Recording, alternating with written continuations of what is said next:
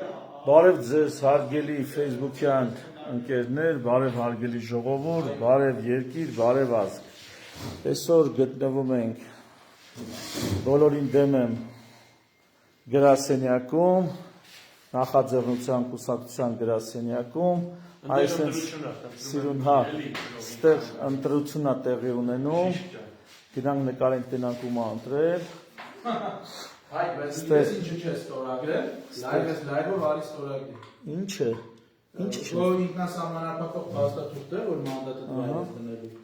Համաձայնությունը ստորագրել, որ ինձ հավատաս, հա։ Մի խոսքով, ինչի մասին եմ ուզում այսօր խոսել, հատկապես ուզում եմ խոսել Հունգարիայի ընտրությունները, ոնց ու ինչ եղավ, ու մասնակցայնությունը ոնց է հարց լուծում եւ ինչ է առաջարկում բոլորին դեմը, որը կարա շատ հետաքրքիր ձևով ուրեմն որպես օրինակ վերցնել Հունգարիայի ընտրությունները։ Տեսեք, ուրեմն մասնակցայնությունը, դե գիտեք, իշխող կուսակցությունը պարտվեց, իսկ ընդդիմադիր ուժը, թիվ 1 ընդդիմադիրը հավաքեց 2/3 պարլամենտում։ Դա իհարկե տեղի ունեցավ այն պատճառով, որ այնտեղ ընտրությունները երկու ձև են գնում, կուսակցություններ են ընտրում, այսինքն համամասնական ընտրակարգ եւ կա խառը մոդել եւ կա մեծամասնական ընտրակարգ, որտեղ մանդատների մի զգալի մասը մարդիկ ստանում են ոչ թե կուսակցության անունից, այլ իրենց անունից։ Արդյունքում ընդդիմադիր ուժը ամենաշատ մանդատները հավաքեց թե կուսակցական ցուցակներով, թե անուն ազգանունով անհատների, այսինքն մեծամասնական ընտրակարգի հաշվին։ Բայց եկեք մի հատ շատ կարևոր բան դիտարկում ստեղ շատ կարևոր, որ կուսակցական ընտրությունները, որը լինելու է Հայաստանում, ուրեմն ընդդիմադիր կուսակցությունը հավաքել էր 53% ձայների, իշխանական կուսակցությունը հավաքել էր 37% ձայների։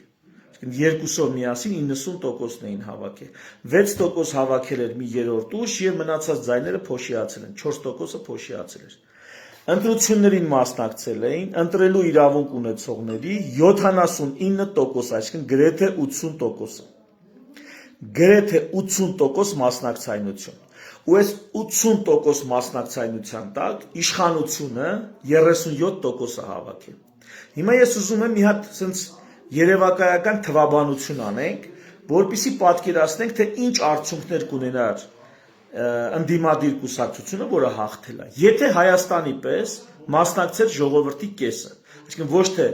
80% մասնակցայնություն լիներ 79, այլ 50% մասնակցայնություն, ինչպես Հայաստանում է։ Ուրեմն, եթե լիներ 50% մասնակցայնություն, բնականաբար այն իշխանությանը քվեարկողները, որպես կանոն, նրանք գնում եւ քվեարկում են, դա ադմինիստրատիվ ռեսուրսն է, դա իշխանական բյուջեից օգտվողներն են, պետական աշխատողներն են եւ այն բոլորը, ովքեր որ իշխանության, այսպես ասած, ազդեցության տակ են, հա, իշխանություն հանդիսացող ուժի ազդեցության տակ են։ Հիմա վերցնենք Նիկոլի տարբերակը, պատկերացրեք, ովքեր կգնան Նիկոլին կքվեարկեն, նրանք ընտրությունների օրը տանը չեն նստելու։ Նրանք սենստինից գնալու են ու քվեարկեն։ Ու ովքեր պետք է Օրբանի օգտին քվեարկեին, նրանք սենստինից գնալու են եւ քվեարկեին, անկախ նրանից մասնակցությունը ինչքան կլիներ։ Իրանք մասնակցելու են այսպես թե այնպես։ Այս հարցը արդեն են մարդիկ, ովքեր տանը նստում են, դրանք իհարկե իշխանությունների օգտին չեն քվեարկում։ Տանը նստում են, որովհետեւ կամ հույս չեն տենում, կամ չգիտեմ ինչ։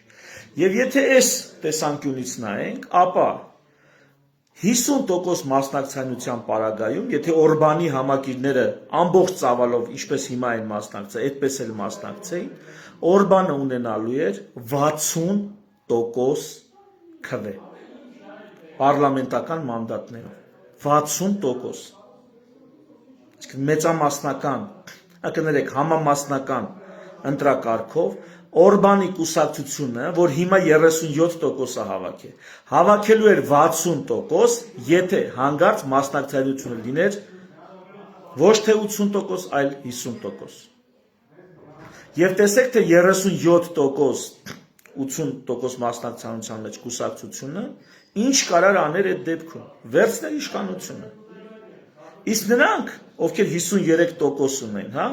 նրանցը լինելու է շատ ավելի ցածր, ու 40%-ի կարգի, կամ ավելի ցածր։ Հիմա ես թվաբանությունը մանրամասը չեմ ներկայացնում, բայց մոտավորապես այս պատկերն է լինելու։ Նույնը Հայաստանում Նիկոլ Փաշինյանը ունի 24%, թող լինել 30%, հա, այսինքն 100-ից 3 հոգին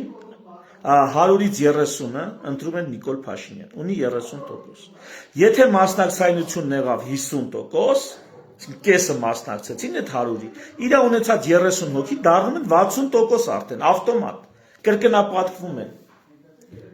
Պատկերացրեցիք, եթե 75% լինի ընտրությունները, 75%, իր այդ 30 հոգին 75-ի մոտ ելնում են ինչքան 75-ի կեսը 40% մոտավորապես էլի չի դառնում վարչապետ, մոտավորապես դառնում է 40%, բա, կլորացած եմ ասում, այսինքն ընտրություններին մասնակցայնությունը շատ կարևոր, կրիտիկական նշանակություն ունի, այնքան նշանակություն չունի, ընդեղ ով է ընդդիմադիրով ինչքան փողացածում, ինչ անում, ինչքան ընտրություններին մասնակցայնությունը, նույնը վերաբերվում է, չգիտեմ, Սամվել Կարապետյանի ուժին, Քոչարյանին կամ չգիտեմ ընդեղ ովքեր են մյուսներին, ինչքան մասնակցայնությունը քիչ է լինում, այնքան են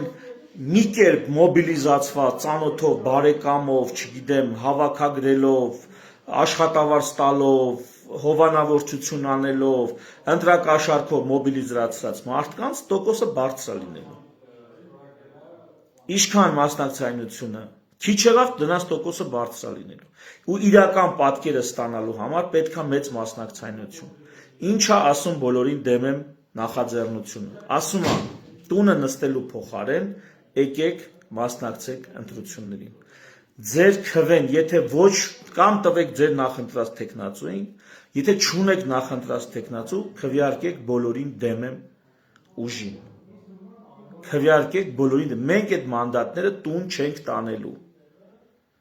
Եկեք քվեարկեք բոլորին դեմ εμին։ Թող իրական պատկերը, իրական տոկոսները երևան։ Ու եթե սա կարողանանք, սա հաջողենք իրականացնել, ապա ավելի լավ բան չեմ պատկերացնում։ Ավելի մեծ ներդնում մեր կողմից այս ընտրություններին չեմ պատկերացնում։ Մեր ունեցած սահմանափակ ռեսուրսների եւ մեր մրցակիցների ունեցած իշխանություններ, այնտեղ միլիարդատեր օլիգարխներ, նրանց համեմատ ավելի մեծ լավ բան մեր ժողովրդի համար, երկրի համար ու այս ընտրությունների համար չեմ պատկերացնում։ Թերևս այսքանը ամփոփեմ ասելիքս, եթե Հայաստանի պես 50%-ը մասնակցեր Օրբանը ոչ թե կհավաքեր 37%, այլ հավաքելու էր 60%, համամասնական ընտրակարգով։ Եվ տեսեք, թե ինչ եղավ Օրբանի հետ, նա համամասնական ընտրակարգով ընդամենը 37%, ձայն ստացավ, որտեղ մարդիկ 80% մասնակցայնություն ցուցաբերեցին, ու սա ռեկորդային ցուցանիշ էր, ռեկորդային, 80% մասնակցայնություն, դա ֆանտաստիկ ցուցանիշ էր։ Բա, ահա թե ինչպես են հարցերը լուծվում, քաղաքականապես, ակտիվ քաղաքականապես լիցքավորված քաղաքացիների, ժողովուրդների շրջանում, ահա թե ինչպես հարցերը լուծեցին։ Թերևս այսքանը, շնորհակալություն ուշադրության համար, այլ թեմաներով առաջիկայում կհանդիպենք։